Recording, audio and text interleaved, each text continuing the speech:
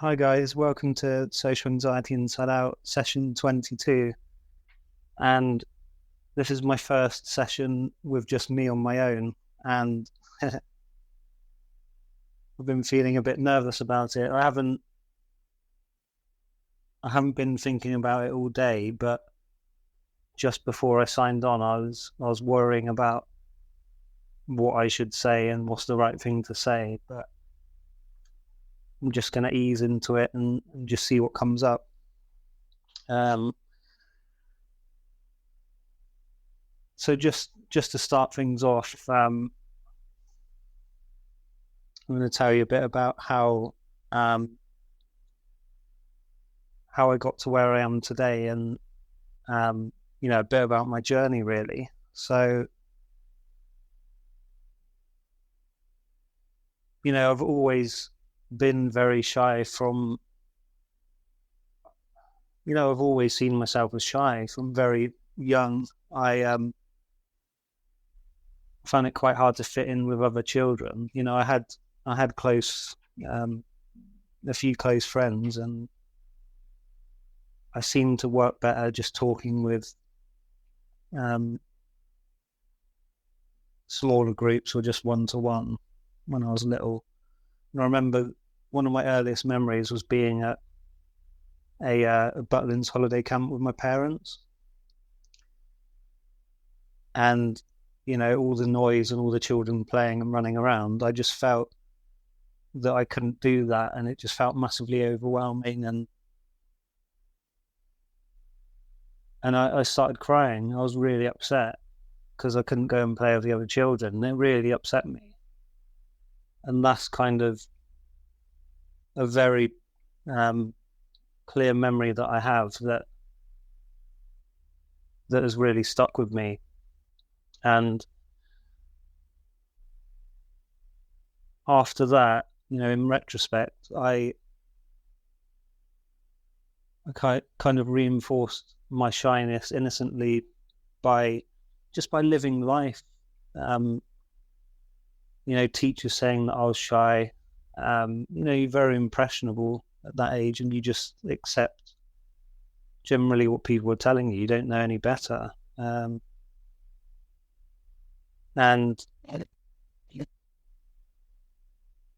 you know, I found myself fitting the shy stereotype for all my school years, and just being afraid to speak in class, finding it painful to read in front of the class, any kind of group work was extremely difficult for me. And then, I got bullied as well, which really didn't help. It kind of reinforced to me that I wasn't any good, is what I believed at the time, that people were picking on me. They must have picked on me for a reason, so it was my fault, and all that stuff, being overweight as well, all that kind of stuff, seemingly added to the way I was, the way I was feeling. And then towards the end of school, I didn't think I was good enough to go to university, but I started inquiring. I had a belief that I was stupid and wasn't good enough, but I kind of inquired and started looking around university websites and stuff. But the fear really stopped me. I looked at, I remember so clearly, I looked at University of Salford's website, and I don't know what it was exactly, but I had the sense that I couldn't see myself fitting in, moving away from home and living with a group of strangers. And that thought terrified me. I just couldn't imagine doing it.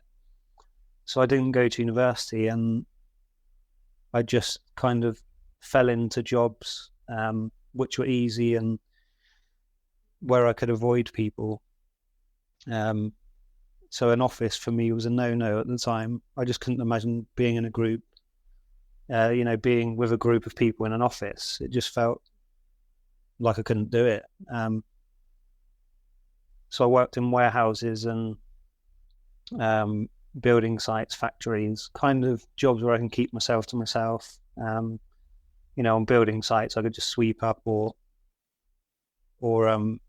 take cement to the builders and that. I was okay doing that. It was my way of avoiding social interactions, and looking back, innocently, of course, and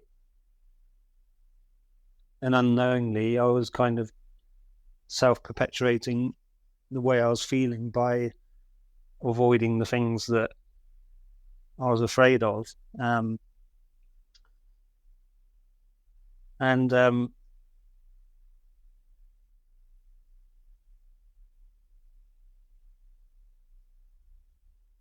remember after that, I was 19, and we were was working in a mail sorting office. So we weren't specifically sorting mail, but stuffing envelopes and, putting different things in envelopes to be sent off. And we were sat around this table, and there's 4 of us around the table.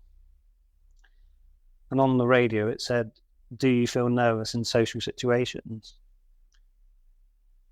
And I can look back and laugh, because there I was at work feeling nervous in a social situation.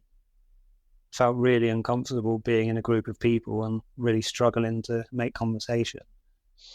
And then the radio advert said, "You may be suffering with social anxiety." And then, light bulb went off in my head. That explains a lot. So I went home and looked on the internet, and realized that around 1 in 10 have these kind of issues, and it was a big relief to know that it wasn't just me. And for any of those who have met me, I'm not a fan of labels, and I'll talk more about that in a bit. But for the purposes of my journey, it was helpful to know that I wasn't weird, and there was an explanation for the way I was feeling, and I could go and get help for that. And that gave me a lot of hope. So after that, I went online and joined the community, like a forum, and just started meeting people and chatting with them, and met some really lovely people who were supportive, and a couple of them I've stayed in touch with since then.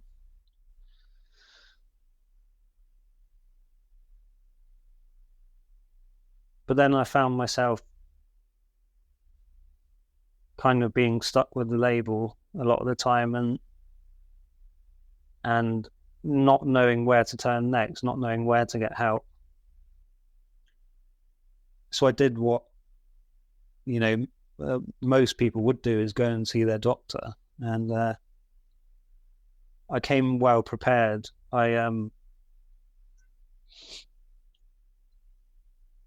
As I'm sure you can relate to, some of you watching this, like explaining social anxiety disorder, for me there was a lot of shame in that, just admitting that there's something wrong, and the very nature of it is being able to talk to people. So explaining that you're scared of talking to people to someone is hard in itself, but then it was especially hard being a doctor and speaking to a doctor. And also I remember he didn't know what social anxiety disorder was, so I felt a bit humiliated. And for a few years after that, I was thinking, oh, what an arsehole doctor, he didn't understand me. But now I look back in retrospect again, it's like doctors can't know everything, and I see it from a different perspective. But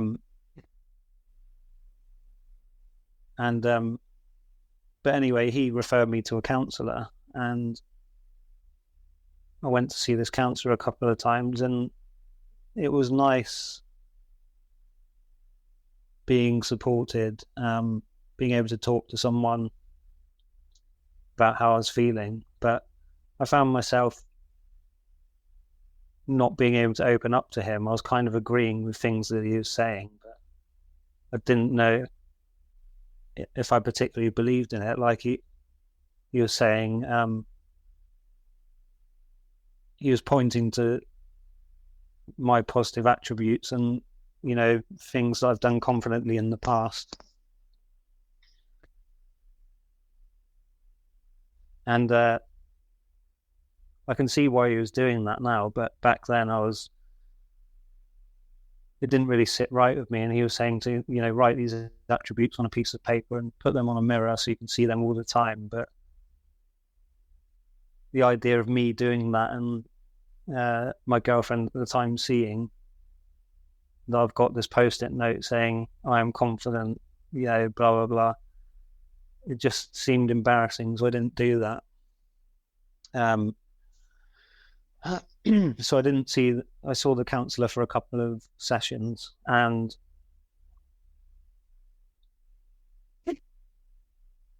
then I just went on my way to try and find another way of getting help. So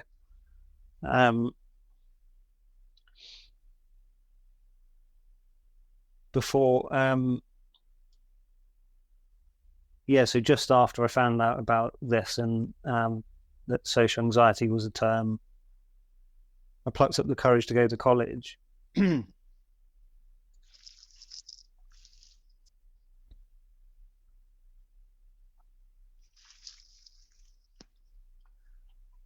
So I plucked up the courage to go to the college, which was local, so I didn't have to move away or live with strangers. I lived at home with my parents, and you know, I could just travel in when I had to come in, and it was still terrifying. I remember the first day actually very clearly. We were all sat in like a seminar room, and I was just really terrified. I was so tense. You know, I was 19 then, and felt like first day of school when I was 4 years old. It was exactly the same feeling. Well, maybe not exactly, but you know, that terror, that worry about fitting in, that, you know, fear of the unknown. And I managed to talk to the girl next to me, and she was equally as terrified, and that gave me a sense of relief that it wasn't just me who was frightened. And it was good to see, like after the first year, I saw that she really fit in and made friends, and that made me happy. So yeah, throughout college, I did like a web design and multimedia course, and there was a lot of presentations and group work, and I didn't expect that at all, because I thought I'd just be on a computer all day and I could hide away and just get on with it. But there was so much group work that a lot of the time I used to run out of the class if the tutor would say, let's get into pairs and talk about this, or let's get into threes and talk about, you know, this design of a website. What do you think about it? What's good about it? What's bad about it? And I used to panic. As soon as he said that, I would panic, and then I would make an excuse and just leave. And sometimes I left my bag there in the classroom. I remember one time I did it, and I went to the local library, not far from the college, and just sat there, just feeling so shit, feeling like I was, you know, even though I knew about social anxiety, that I just felt so weird that I had to do that. And I plucked up the courage and emailed the tutor and told him that, I found out that I had social anxiety disorder, and he was really lovely, and he said not to worry about presentations and stuff, just to share with him one-to-one. And that was nice. And I don't know if you can relate to this. I being asked questions on the spot terrified me. I remember we were in one session and the tutor just picked me at random to give my opinion on this website, and I just felt a wave of anxiety come over me, and it was a weird feeling. I just felt numb, and that it's hard to explain. I don't know if it wasn't like a panic attack, because my breathing, I didn't really notice anything in my breathing, just a wave of anxiety went over me, and my vision was blurry, and I just found it hard to gain composure. And then, it took about 20, 30 seconds to realize what was going on. And then I managed to give some kind of answer back to him. But looking back at that, it's just really terrifying to think that that's happening to your body and you don't understand what's going on. It just can feel so scary. And I went through the course. I made a few close friends, and that was all great. I did my usual thing of just meeting a few close friends, and made some really good friends there. And I plucked up the courage one day to do a presentation, and it was a group one, which I thought, this would be a bit easier because we'd share the responsibility. But it didn't really work like that, because the other two, my two colleagues, they did their bit at the beginning, and all I had to do was read like a couple of bullet points off of a flip chart. And I just remember looking at it, and it could have been written in a different language. I just couldn't read it. I had that feeling, that wave of anxiety. I don't know if you call that an anxiety attack or what, but it just felt the wave over me. It wasn't about, it didn't feel like a panic attack where, you feel the shortness of breath. I don't know. But anyway, it wasn't a very nice feeling. And I remember looking out at the rest of my group. There's about 20 of us, and I just felt really embarrassed. And I just said, I'm sorry, I can't do this. I just felt so humiliated, and I was just hoping that someone could relate to me, but I just felt like it was only me who felt that way, because everyone else seemed to be okay. So I managed to get my way through college, and we moved to Bristol, me and my girlfriend at the time, and I was hoping to get a job in web design. But with the whole issue of being afraid to work in an office, it made it even harder. I didn't believe in my ability. I didn't believe in myself. I felt I didn't have the confidence, and it felt like even more of a struggle to get a job than someone who did have confidence and believed in what they did. So I was a little bit naive. Just after I left college, I thought I'd get into a job quite easily, and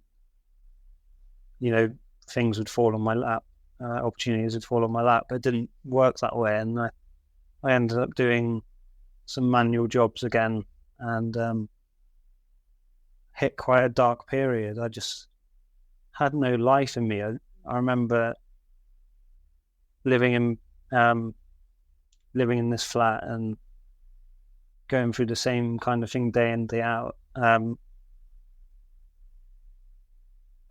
the period where I wasn't working, I would get up in the morning feeling dreadful, feeling lethargic, no energy, and I would walk to the local garage just around the corner and get myself a job paper, get some crappy food to comfort me. So I'd always get like a massive bacon baguette and crisps and stuff and fizzy drinks, and that would make me feel crap as well because I'm eating that. It's so funny, the things we do to ourselves. We eat this comfort food which we know is bad for us, and it makes us feel worse, but we still do it. And I went through a stage of doing that every day and felt lifeless. I remember looking at the job paper and attempting to phone up some of the jobs, and I'd get so tongue-tied. I'd be like, my head would be going around, I'd be thinking too much in my head about what I'm going to say, and I'd try and plan what I'm going to say beforehand, and it would just get me so caught up. And I'd get myself in a massive panic and my heart would be beating fast, and I'd phone up, and sometimes I'd just hang up straight away, or I would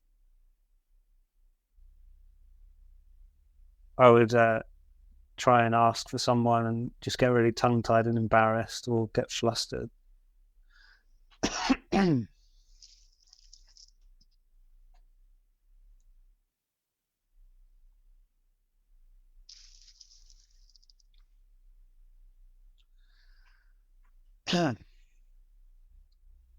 It kind of went round like that, and I remember my friend coming round, and I was just feeling really low, and he asked how I was, and I said, "Oh, I'm feeling quite depressed." I remember him saying, "What do you have to feel depressed about?" And I got really upset by that. Looking back from it now, innocently done on his behalf, and for a while after that, I was a bit bitter that he didn't understand me, and I know that's a problem for a lot of people, that you try and reach out to people and you don't, and they can't quite understand how you're feeling. And I know it is good to meet other people who get how you're feeling, and that can be very cathartic. But now I have more of an understanding. He might not have seen it in me, and he didn't mean anything malicious by saying it either. So those 6 months were quite tough, and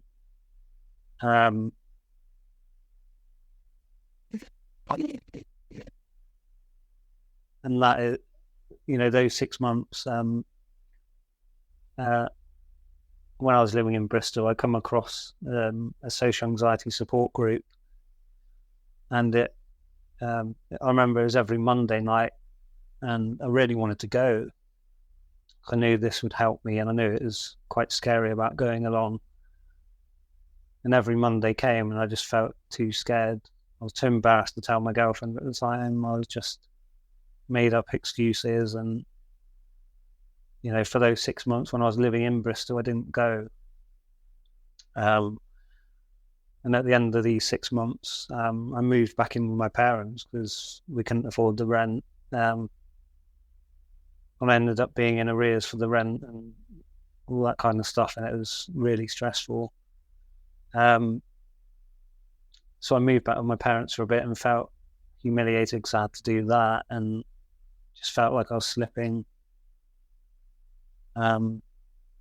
back. But about a year or so later, I started beginning to get back on my feet again, and I made it along to this self-help group, even though I wasn't living in Bristol, is the funny thing, which the way I see it now, I was living close to it then, but I didn't go. But a couple of years later, I was living like 40 miles away, and I managed to get there. And I remember driving there, and a couple of times I parked outside, and it was at Redland Library at the time. And I parked outside, and I was worrying about going in. Will I be the most nervous person there? Will I? Will people be able to see that? Will I have to talk? Will I have to talk in front of the group? All sorts of worries. And I'd get so worked up that I just couldn't go in, and I'd just drive home, and it'd be such a sense of relief. But the one time I plucked up the courage and I did go in was a big turning point for me. So I can relate to anyone who's thinking about getting support or going to a support group or whatever. Let me say to you, it's a lot. The way you think about it will turn out, or how it's going to be, is 99.99% worse usually than it actually is in person. And when I did get there, I felt a sense of relief. I felt that sense of relief that I got a few years before, that I wasn't alone in this, and it was nice being with other people who got how I felt. And I met a really good friend at that group. We're friends, to this day, and this was in 2005. Wow, nearly 10 years ago. My friend Emma, and I don't think we actually talked at the group. It was quite funny. We I think we're both really embarrassed to speak to each other at the actual group, but then we emailed for a bit and then chatted on MSN Messenger and stuff back then, and then we plucked up the courage to meet, and then our friendship grew from there. So I want to make the point there that you step out of your comfort zone, and it might be painful, but amazing things can happen, and just being open to that. You never know what's around the corner. But I guarantee if you do step out of your comfort zone,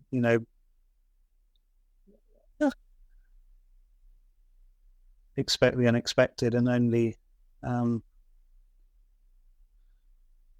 it may not feel positive at the time all the time, because you might feel overwhelmed, and you might go out and the anxiety might feel overwhelming, and that might put you off a bit, and I understand that, but just to be open to things happening. And I went to about 6 sessions or so, and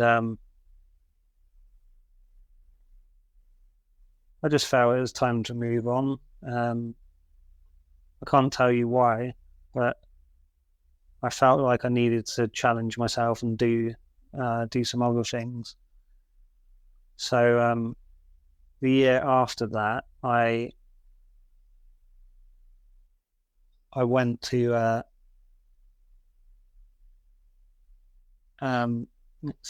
year after that, me and my girlfriend moved out, had our own flat in a village in Wiltshire, and I got offered the opportunity to be interviewed in London, and I couldn't imagine myself living in London at all, because I'm from a small town, and the idea of living in London would have been really terrifying. Just picturing all the things that could go wrong. It'd be too busy, it'd be this, it'd be that. But anyway, I got called about this interview, and they said they wanted me to go up the same day, and I was like, bloody hell, I really don't want to do this, but something in me was saying that I should just go for it. So, I wasn't even dressed when they phoned. They said, "Can you come down?" I had to go and get my suit out and get dressed and just jump on a train and go down to London. I remember reading my little social anxiety booklet that I got from the doctor, and I was traveling on the way down and trying to keep calm as possible, but I was freaking out about the interview. And I got to the interview, and I remember going in, the guy wasn't ready. Yeah. Excuse me.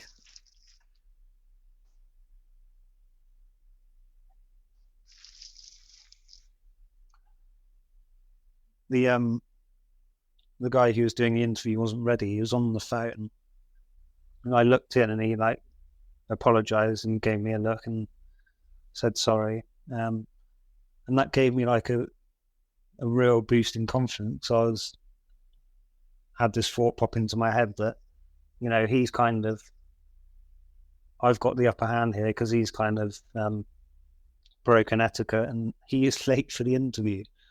So that kind of gave me a little boost of confidence. So I just went in there and felt like the pressure was off. It was really nice. And I felt underqualified for the job because it was like a project manager job.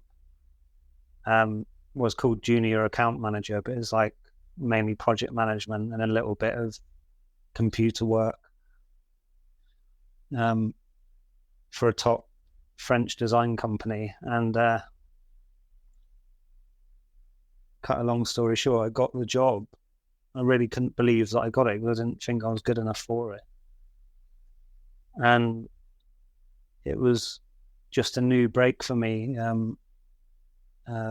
I broke up with my girlfriend because it didn't feel like it was working at the time, and I felt that I needed to get away and make a fresh start. And we were kind of, I don't know if you could say holding each other back, but just something wasn't working. And I moved to, started this job a few months later and moved to London. And I was 24 and, my first full-time job and earning good money. It was really weird. I didn't feel like I was worthy of it. But then, during this job, found it really hard to speak on the phone. Avoided the phone as much as I could. I tried, especially if the bosses weren't in the office, I would ignore the phone. And I remember one time, just they gave me this task of, because it was for Nissan was one of our clients, and we had to, I had to phone up these list of people, in the evening to say that you've been entered into this competition to win something to do with Ice Age 2. It was I can't remember what it was, some package. I remember phoning them up and I was bloody terrified, and I felt like I had to put on a fake voice, be really enthusiastic and hyped up, and it was really painful. And I was getting tongue-tied again when I was trying to speak to them, and luckily a lot of them went to voicemail, and I kind of managed to speak to one person, I think, and they didn't know what I was talking about. It's just really embarrassing. And then we had the weekly meetings with the marketing manager of Nissan, and that was really difficult. I felt so much pressure on me to speak. There's probably about 6-7 of us in the room, and I had to explain what we did for the week, and it didn't feel right. It was like I was at school again. I was 24. I was supposed to be this grown-up man, and I just didn't I just felt like a kid at school. Like I said, it was like I was a fraud. I shouldn't have been there, and I just couldn't do it. So I ended up losing that job, and I'll just explain how that happened. I had to go to Paris to represent the company, and the marketing manager from Nissan was picking me up from my house to go to the airport, and he was coming at 5 a.m, so it was an early flight, and I was so panicky the day before. I don't think I slept. If I did sleep, it was a very light sleep, and I overslept him coming to pick me up, and I was like, oh my God, I've overslept, and I'm late for this meeting, and I just didn't know what to do. So I still travelled to Paris. I got a later flight and ended up getting there at 12 p.m.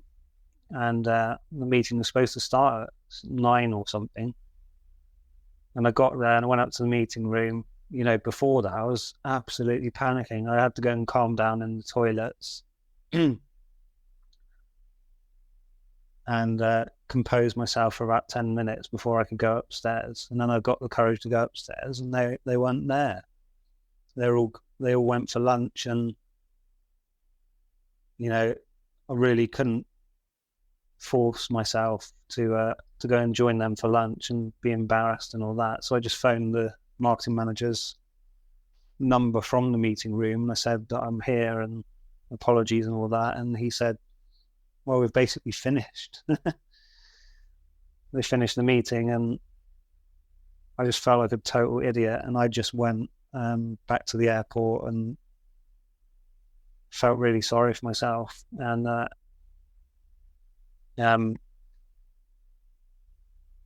remember drinking quite a bit on the way back because free alcohol on my business flight, and I just drank just to numb the pain, really. So so I lost that job, and I was devastated. Went back to unemployment, and had to move out of London and moved in with my friend in Bristol, and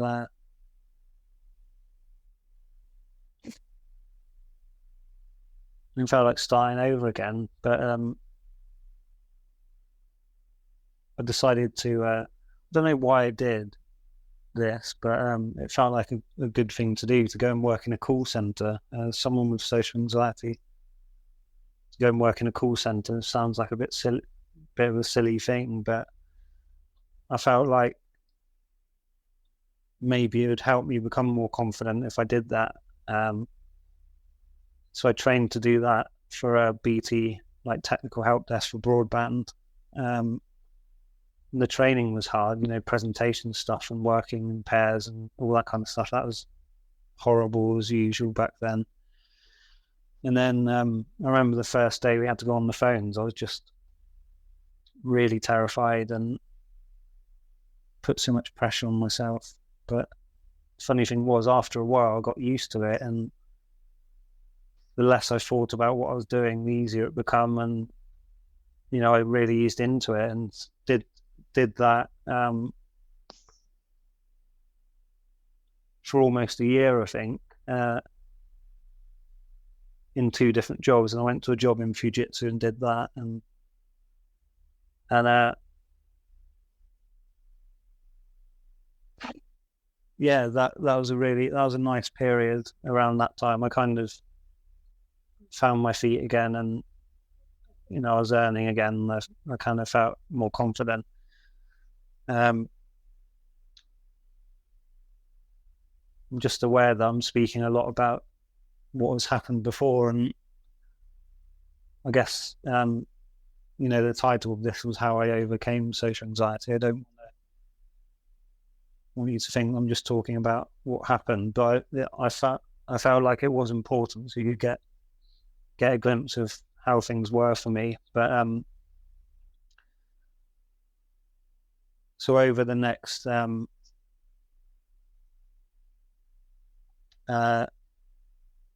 what was it, about 4 years or so, I think. So in 2006, I went on Paul McKenna's NLP training. I don't know why. I just, I heard of Paul McKenna and I thought I'd sign up for it, but I got a loan out, and it was for 7 days in London with 300 people, and I just felt like the challenge again, and on that day I was really panicking again and wondering what I was doing, putting myself through all that stress. But that was just another turning point, when I look back, I did all these things, and when you proved yourself that you can do things, I saw that, my belief in myself increased. So on the NLP course, I just went in with the mindset that I'm going to do everything I'm afraid of and face my fears. And, I went up on stage and got hypnotized by Richard Bandler, got off on stage again with a lot of people who are afraid of public speaking. And then I went on camera after the course to give my testimonial, and I was just doing all these things I was afraid of. But looking back, that was what I felt was the right thing to do at the time. But what I found,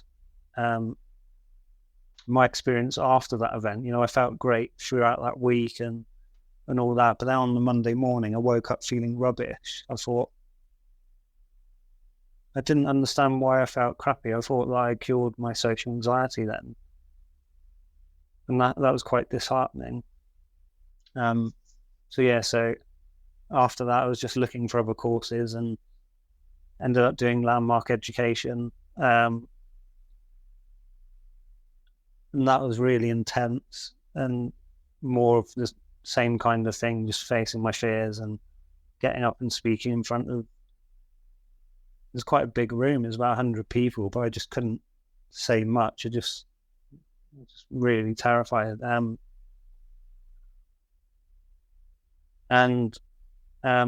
We did a couple of their courses, and one of the big turning points after that was one of their courses where we create our own community project.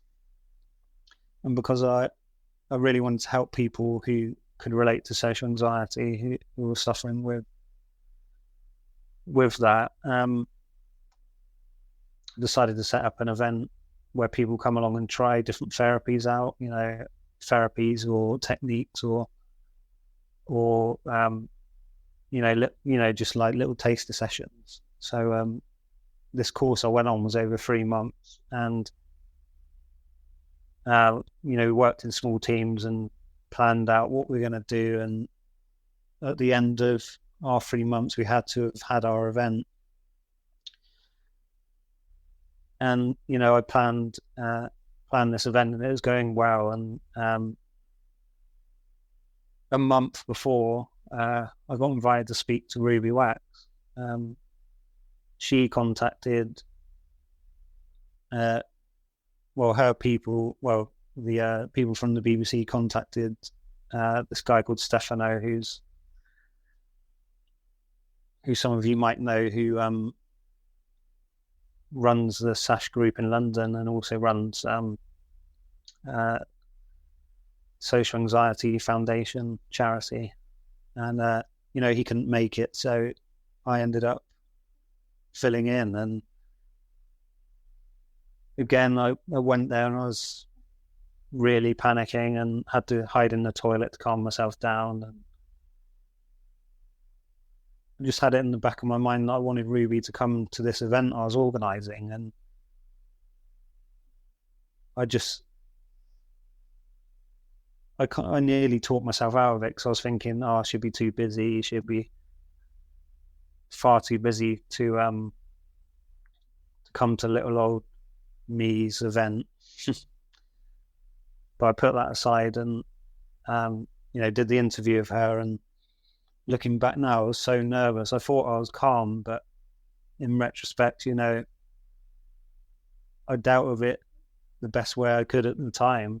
But I remember having a nervous twitch, and I was reaching for my glass all the time. If you watch it now, you'll be able to see that. She interviewed me. I can send you the link, and you can see it anyway afterwards. But it was a really nice conversation, and she was quite moved by my story. And I asked her at the end. I said, "Look, Ruby, I'd love it if you can come and open this event. I know you're passionate about talking about mental health, and I'd love it if you can come along." And she said yes.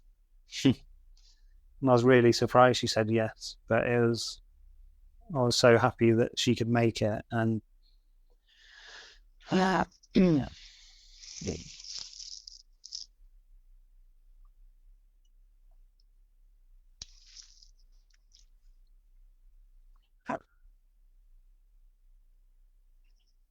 she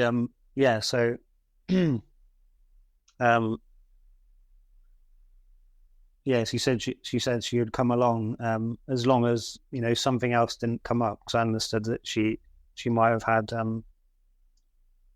some other engagements that could have got in the way or whatever. But she said she really intended to come. And 22nd of November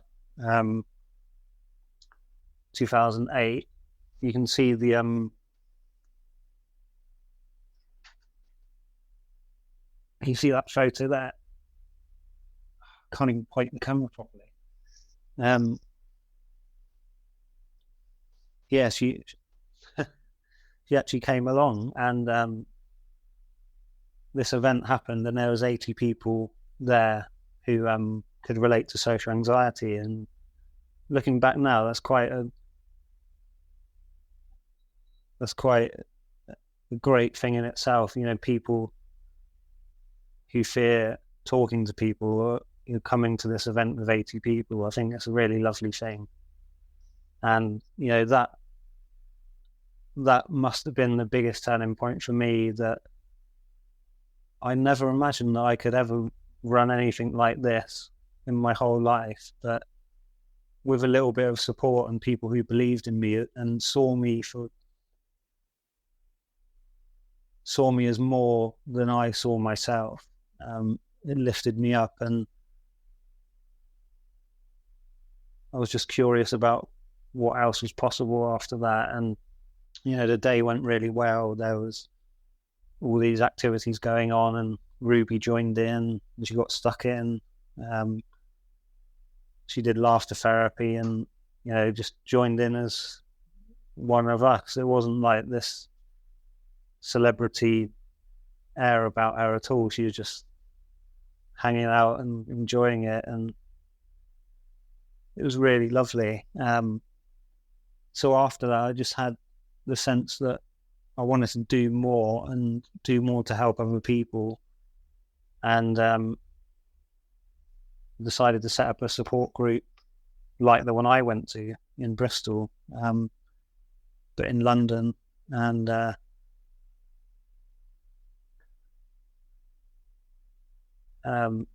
so I forgot to mention, I did actually move back to London again after Bristol, and I procrastinated for probably about 8 or 9 months because I was scared about setting up this support group. But I finally plucked up the courage and booked a venue, and I set up the website. And on the first day, 12 people turned up, and I was sat there, and I really knew that I wanted to help, but I didn't know how. I was just really honest. I said, I really, I can relate to social anxiety, and I'm not sure what I'm going to say. And I was just honest. And it turned out really well because everyone was sharing, and the people who wanted to share were talking in front of the group, and And the people who didn't feel that they wanted to didn't, and that was fine because they were still getting stuff from the other people sharing their experiences. And it just felt right to do. You know, I was still scared, but I carried on, and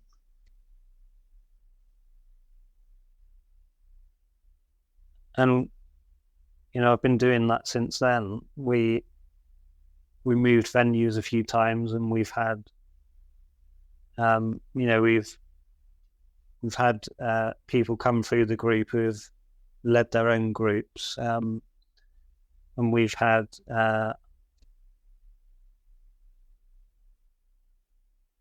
we've had many different people do that, and also people have offered to set up their own. People set up their own separate groups, and it kind of grew organically over a few years. And I joined meetup.com, and more and more people came along, and then we set up a social group just for people who could relate to social anxiety to meet up in an actual social setting. So it, you know, it kind of evolved from me overcoming my problems to putting the focus on sharing that and helping other people, and that was really nice to take the focus off of me and put it on other people. But I'm not saying that was plain sailing either. There was a period for me about 3 or 6 months, I can't remember, but I just kind of hid away. I felt that I had to be. I felt that if I felt anxious or down, that I'd failed my group, and I was too embarrassed to admit it. So I kind of hid away and wanted to wait till I felt better to come and run the groups again. But when I look back now, I realize that, you know, we still have ups and downs, and I kind of hid away and kind of shut myself off for no reason. But at the time, I just felt humiliated that I thought that I had to have really overcome social anxiety to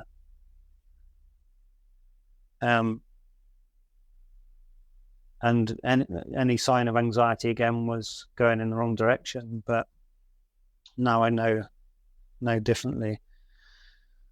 So I just wanted to add that from the time I went to the self-help group and everything, I was searching for the perfect confidence and trying to look for the perfect method to overcome social anxiety, and felt like I was never satisfied with myself, and I always had to try and be someone else to be happy, or I wouldn't be happy until I was this level of confidence, had this level of confidence, and it just felt like a struggle. Like I had to keep doing these techniques, pushing my comfort zone, keep doing this and that, and it just felt tiring. And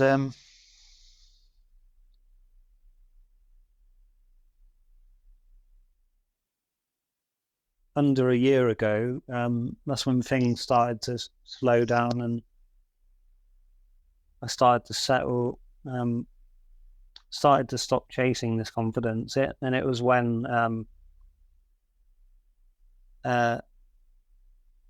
I found out about the 3 principles and a different way of looking at things, really. And the way I found out about this, which I'll explain a bit more, I wanted to overcome my fear of speaking on Skype, because, you know, I hated speaking on phones anyway, but then double whammy of being on camera and speaking, it's like, really loads of pressure. So I decided to do some Skype interviews with different experts and stuff. And Michael Neal was someone I emailed, the guy who was on Paul McKenna's NLP course. And I just emailed him saying, thank you so much for the NLP NLP course I went on 5 years previous, and I was wondering if we could have an interview together. And he said, "Yeah, I'd love to, as long as you read my new book." And his new book was called The Inside Out Revolution. I'm sure some of you watching this has read it. And to this day, I can't tell you what it was in there, but this guy, Michael Neill, he was doing NLP for ages, has found a new way of doing things, and it speaks volumes that he's totally dropped the technique based world of NLP to move into something gentler and more organic, which is the 3 principles, or innate health, innate well-being, different names just pointing to the same thing. So I saw something in there, and I don't know what it was, but I was intrigued. And he mentioned different resources in the back of his book, and I went on a bit of a search on Google and looked for someone local who I could speak to who understood this. And I phoned up Aaron Turner. I emailed him first, actually, and said, "I read Michael's book. I'm intrigued about all this. Can I meet up with you?" And he said, "Yeah." So I just went up and met him and had a cup of tea, and we just seemed so laid back. He was just a real nice guy. And after that, I called this guy called Win Morgan. I found his details through Michael Neill's site. There were some testimonials from someone, and it said his name on there. And I contacted him and had a chat with him, just being open. And he has, shared some real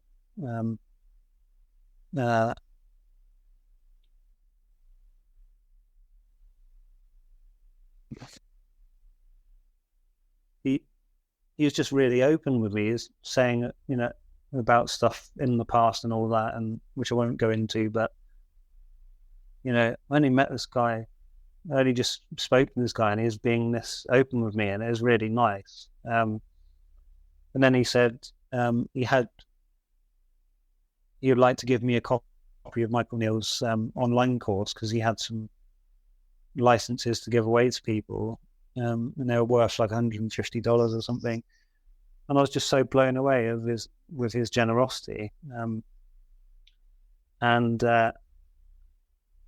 So I joined Michael's online course, and there was a series of videos that you watch, and a private Facebook group, and a lot of my learning went on in there, just sharing what was going on for me and listening to what insights other people were getting.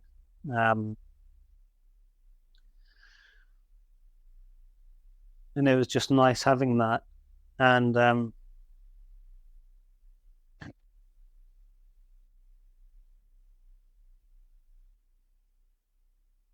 it just carried on like that. I was reading different books and watching videos and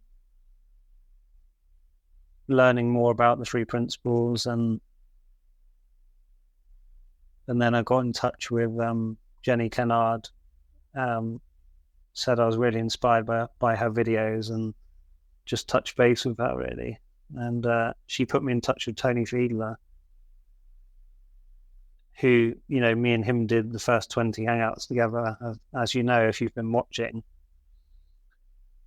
And me and Tony just hit it off, and we decided to do these hangouts. And we had, we've had many guests on here,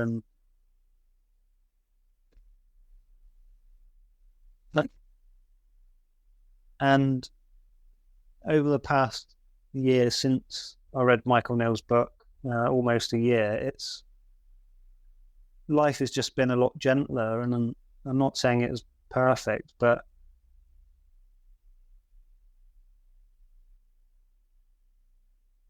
I like what Elsie Spittle said. She said basically stop the search, and that's what I did in regards to trying to find the perfect technique.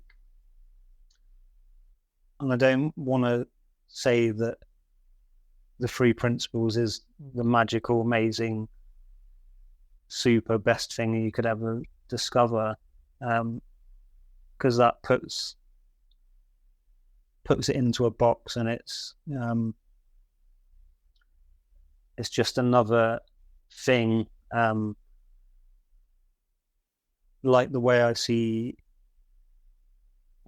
mindfulness now. I know mindfulness is good, but it seems that it's become a trendy thing, whereas it's been around for centuries, but all of a sudden everyone's kind of catching on to it. What am I trying to say? I guess that the useful thing about the three principles, it points to how we create our experience in life rather than analyzing the contents of our thinking to either reframe it or analyze it or go back in the past to pinpoint why we're feeling a certain way.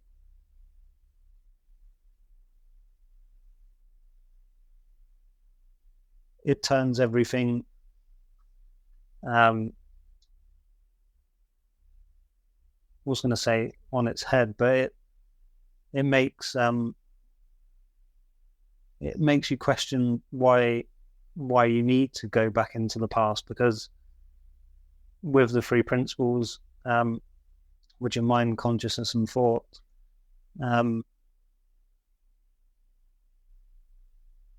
the deeper you understand it, the more you see how your experience is created in life. And you realize that you can see clearly that going back into the past and talking about the past and associating with those negative feelings in the past that you're trying to figure out is going to make you feel rubbish. And the way I see the three principles,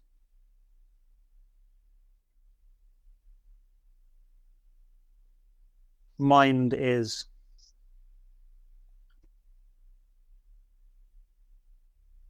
mindful about saying something original rather than paraphrasing, but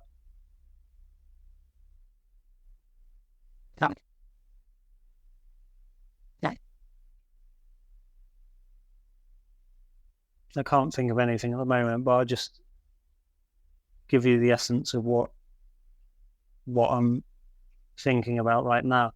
Mind is kind of like the life force that's in all of us. The energy behind life, if you like. I'm sure you'll agree that there's something more to just us. There's something behind the scenes that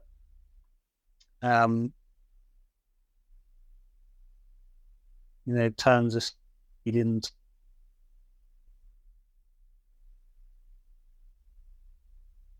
that we can't plant an acorn into an oak tree. There's something quite explain that is inbuilt into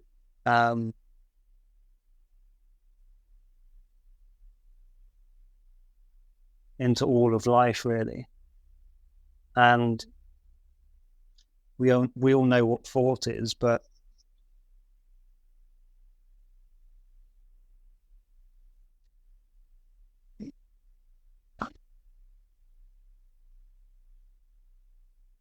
thought creates our experience of life.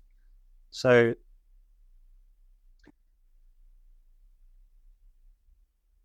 we're seeing a life through a filter of our thinking at all times, even if we don't realize there's always thought going on. And the consciousness, the third principle, is bringing our thinking to life. So our consciousness is our awareness of life. I have my five senses. I can smell, hear, taste, touch, see.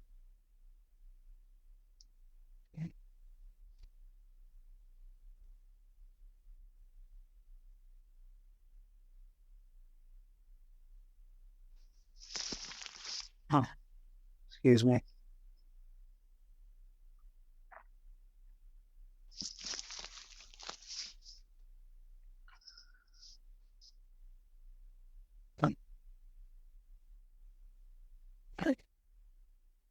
And I know it can sound like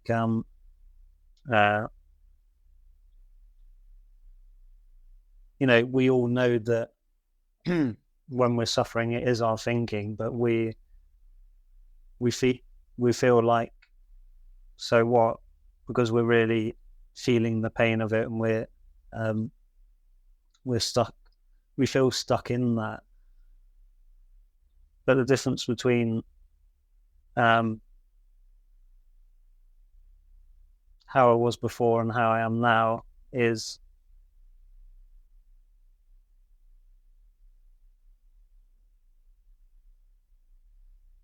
I know that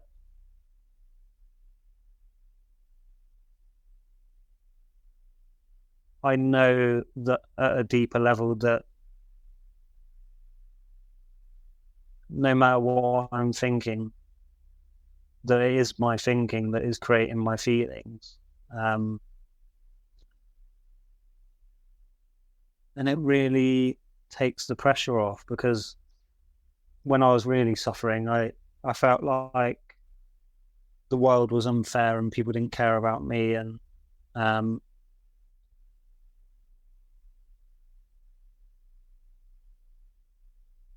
I just lived in a miserable state of mind. I'm finding myself struggling trying to talk about it now, and I'm okay with that. But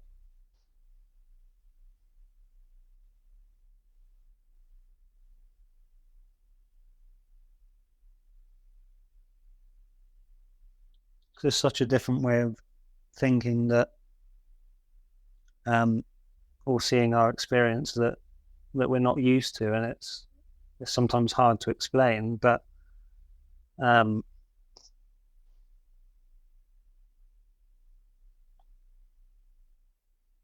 love what Sydney Banks said, the guy who discovered the three principles. He was saying that not to be afraid of your experience. And what I get from that is, no matter what's going on, that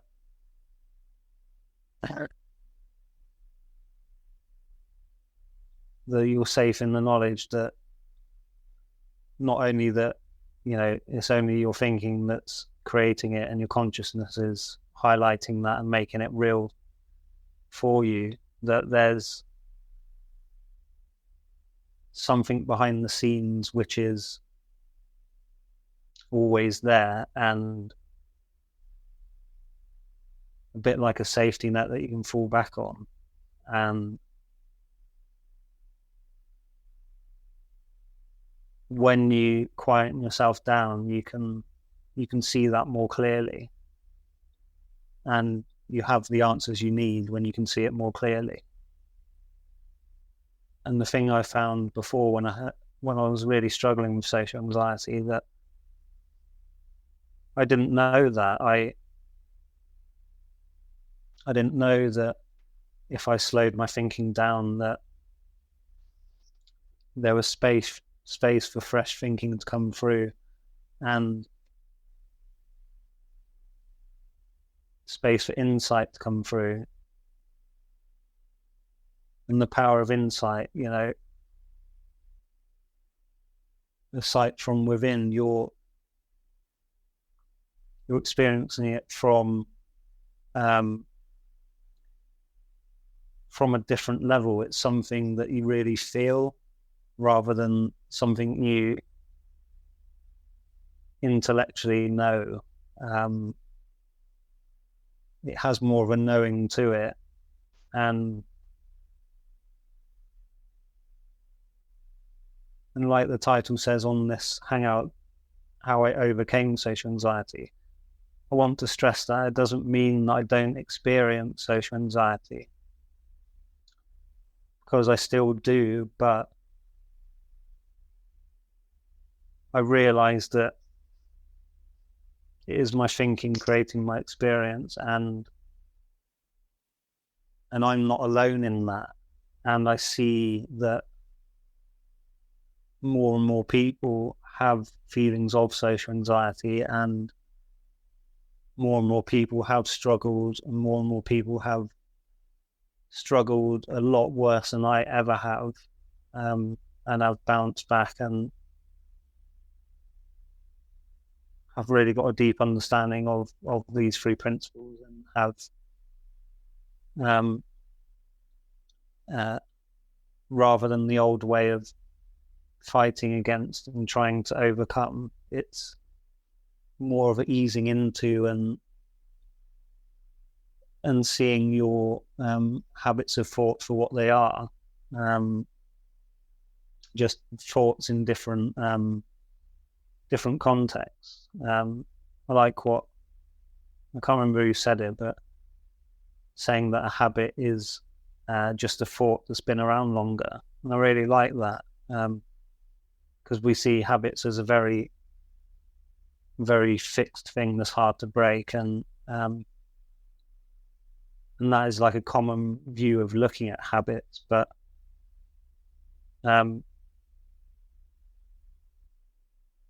you'll know from watching some of these hangouts that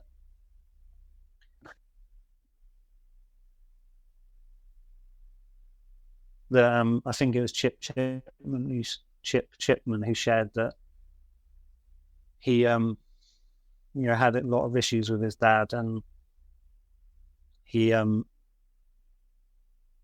all these habits of thinking that I can't remember exactly what he said, but he had a real grudge against him, and all it took was one insight into the innocence of what his dad was going through, that his dad was doing his best, and that seeing it from a different point took the power from that habit, and it just melted away. It, like he said, like 40 years of holding on to this was just gone in that instant when he saw that. And I see real hope in this way of looking at things, and hearing Dr. Bill Pettit, the psychiatrist who's been sharing the three principles for about 30 years, I think. He's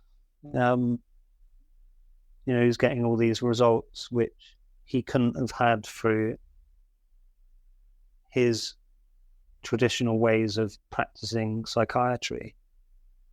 And what I really got, I'm on a three principles course at the moment, and I really got deeply today that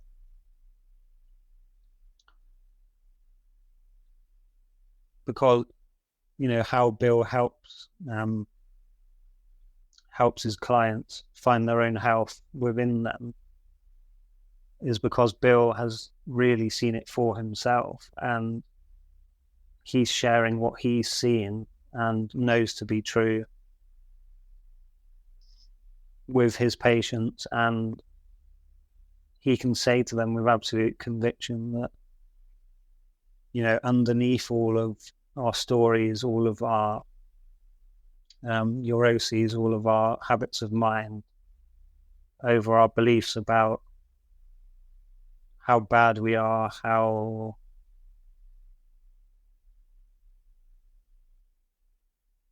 no good we are. There's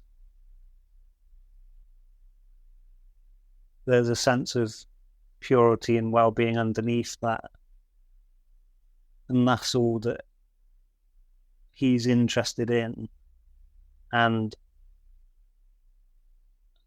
he knows that that's inside of everyone. So regardless of what problem people come along to see him with, he knows that if he can help them get quiet enough and share with them how thought creates our experience in life, that these people can not intellectualize what he's saying, because that doesn't work. It's when they see it for themselves, something shifts, and that's when they see that it's possible for them. And then things happen, things change, things improve. And I'm all quite new to this, but he's been doing this longer than I've been around, and it really gives me hope for everyone. And I want anyone to watch this to know that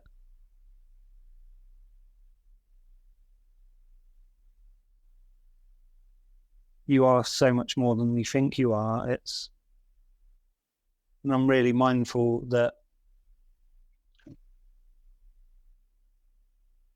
from if I'm trying to flip the perspective and look from someone watching this who might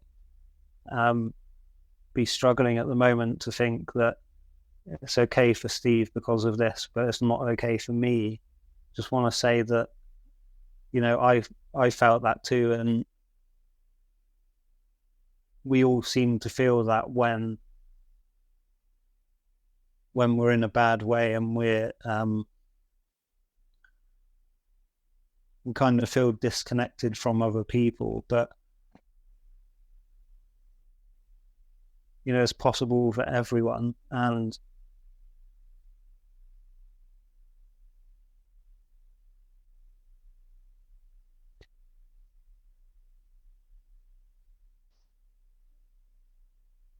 I'm just really looking forward to seeing how it all unfolds. And the more I learn about this and gain a deeper understanding, the more I'll be able to share, because there's I can only share what I've experienced for myself. I can only share insights that I've had, and I can only share things that are true to me. But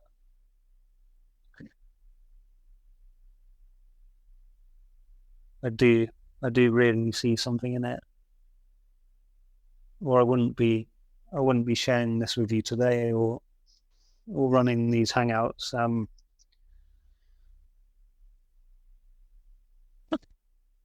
And I've just remembered I've totally forgot about the questions, and the time has really gone far over. What I'll do is I'll have a quick look at the questions, and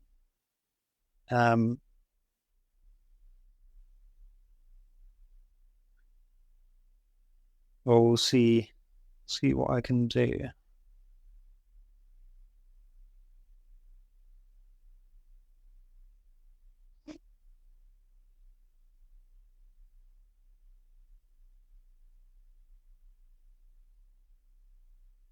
One second.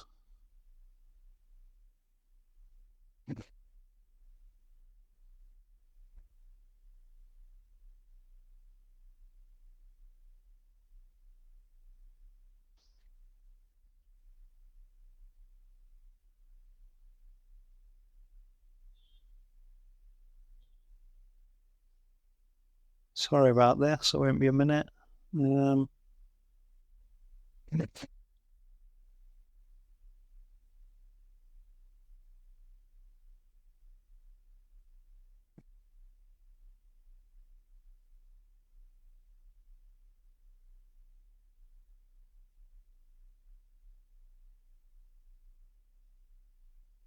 Taking me a while to log in. Okay.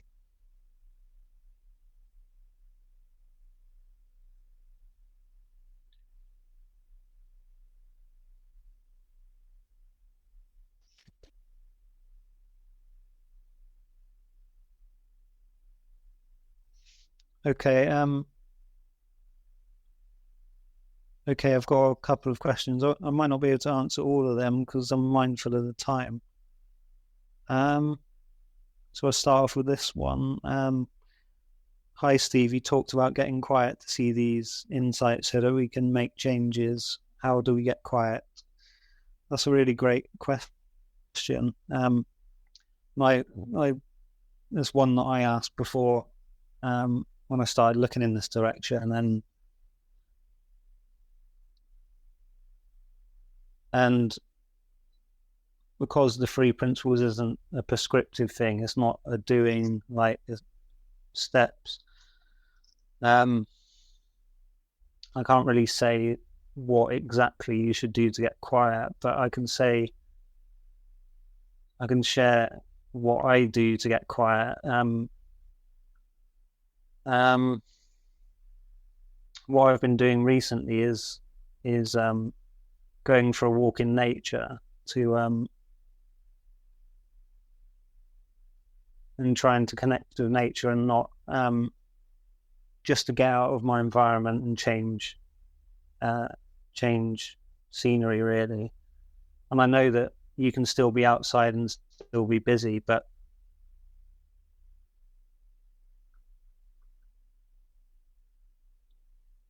what I would say is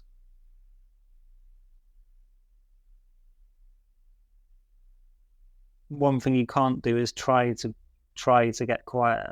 And I know there's meditation techniques, but I'm talking about something more than that, really. I'm not saying you can't do meditation, but if that works for you to calm your mind down, that's fine. But sometimes if I find myself getting wound up and stressed and anxious, I will sit there and sometimes I'll set a timer for 10 minutes or just sit there and let whatever is going on. And that can feel really uncomfortable and that can feel quite painful and like, no, this is annoying. I just want to get on with something, or your head's just really busy and you just feel stressed and not in a good place. But for me, it does settle down. It has to settle down. It's the less attention you give to your thinking, the quicker it has settled down. And again, it's not a doing of something. It's like one of those snow globe things, you shake it up and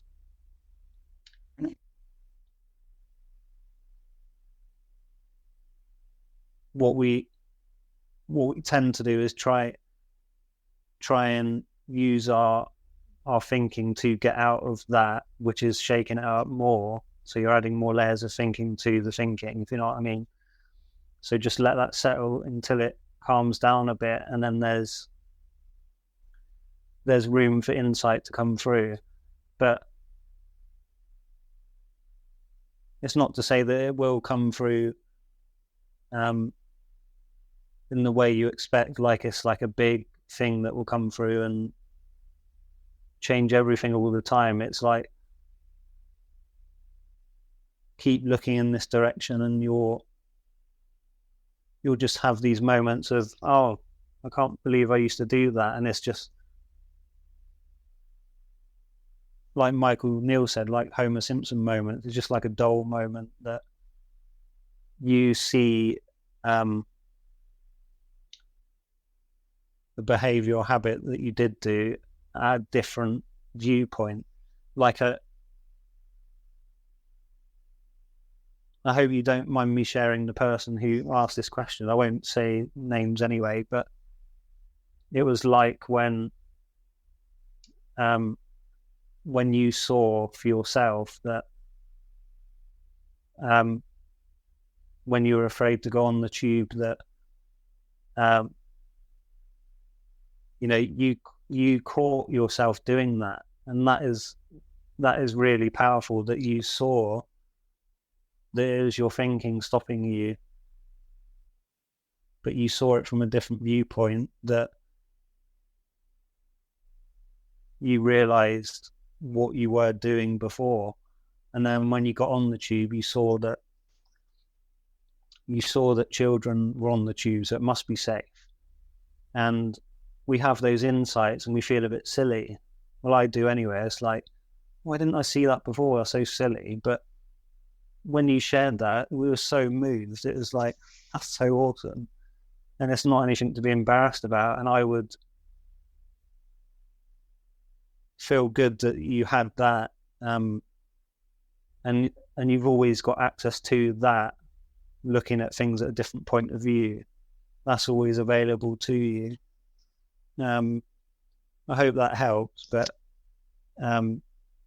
we can have a chat when we meet up anyway. So, no, thank you for asking. Let me just get the questions up.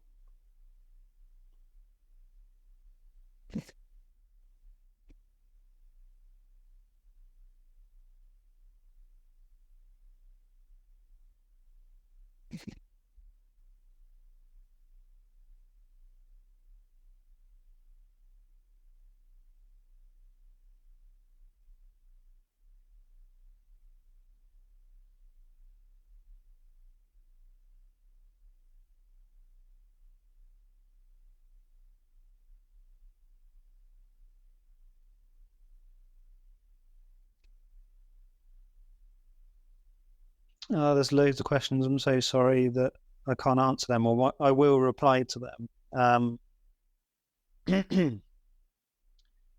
Let me see which one feels right to answer now.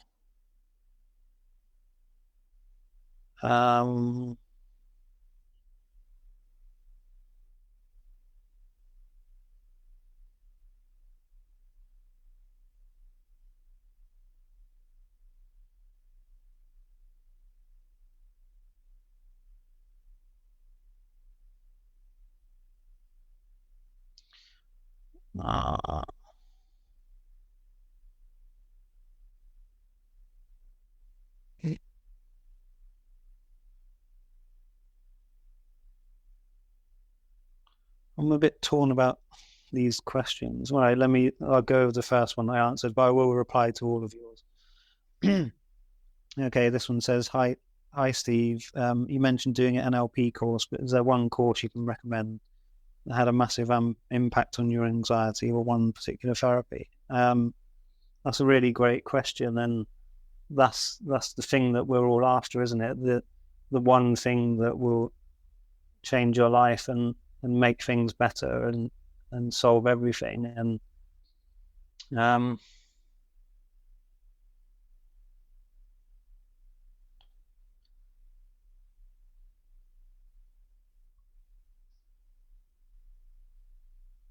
want to say looking at the three principles, but I don't want it to come across like it is a thing that you can follow and you will get a certain result. But what I would say is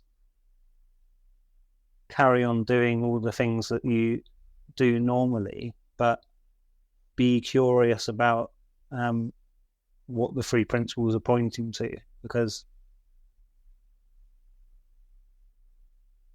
I've got so much from that, and seeing other people get so much from that who have had really, really horrendous upbringings and stuff that I can't even imagine have bounced back. from having this understanding of how our experience is created, because, you know, things happen in the past, and, you know, some horrible things happen to people, and this is sad. But when you get an understanding of the three principles, and you realize that you can kind of put your past to bed, and it's not to say you won't think about the past again or bad things that have happened, but they won't have the power to really consume you like maybe they have done before. And I love what Linda Pransky said in the training we were at yesterday. She said it's like you sit, when you understand the principles, you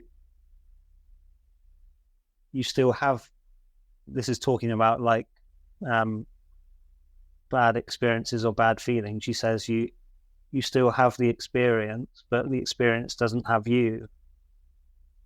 And I found that really powerful. It's like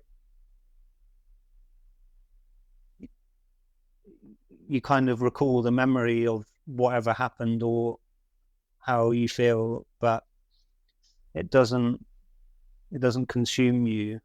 It doesn't overwhelm you and surround you and really grip you. And it's not like you're in the middle of it. You're kind of seeing it from a different point of view. And that is the most refreshing thing I've seen, that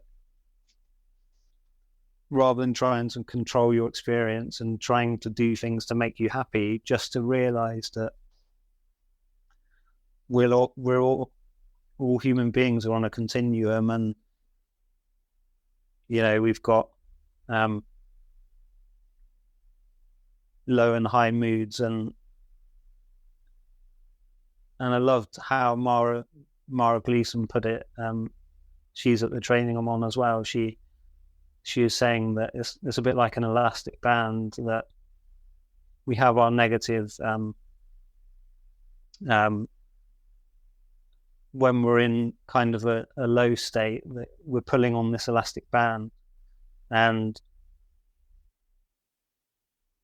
you know, no matter what, our default setting, you know, we let go of the band, and we've got that well-being again. I'm not really doing it justice what she said, but it resonated in that it's a continuum between being consumed by negative thinking on one end, and on the other end is the clarity of thought, and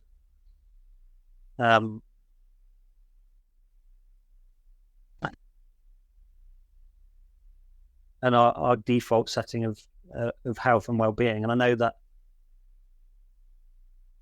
might be difficult to grasp if we've been particularly struggling for longer periods of time, and it might not sit right. But I just want you to be curious about that, because I've really seen it, and I want you to see it for yourself.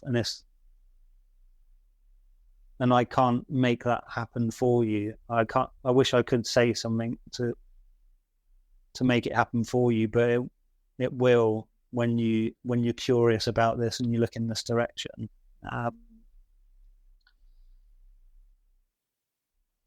So I'm going to have to call it an evening now. I've got a bit too comfortable, and I could probably talk here.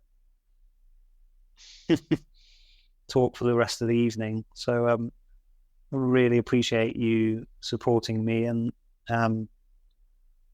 watching, and I've really enjoyed doing this, and I appreciate all of your questions, and I will get back to those of you who I didn't get to reply to.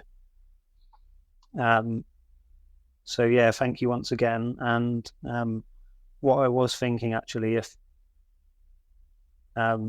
it feels right to anyone, if anyone would like to join me on one of these hangouts and just have a conversation together about it on here, live on the Google Hangout. And I respect that, you know, some people that might feel too much, but if you feel like you'd like to do that, please get in touch, and perhaps we can have a bit of a dialogue on here, just to you know, because answering sending emails with questions on is really great, but then it's kind of one-sided, isn't it? It'd be good to have like a back and forth dialogue about, if you ask something, then I can reply, and if you're not sure, can reply again. And it'd be nice to try that out. It'd be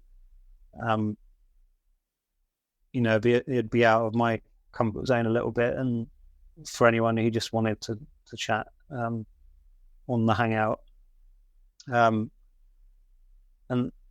the options there, if you know, if you don't want to be on camera, just to you can turn the camera off and just have it on voice. So yeah, please drop me an email below the video, and let me know if you'd like to do that at some point. Okay. Okay, thank you so much, guys. I hope you have a nice evening, and I'll see you again very soon. Okay, take care.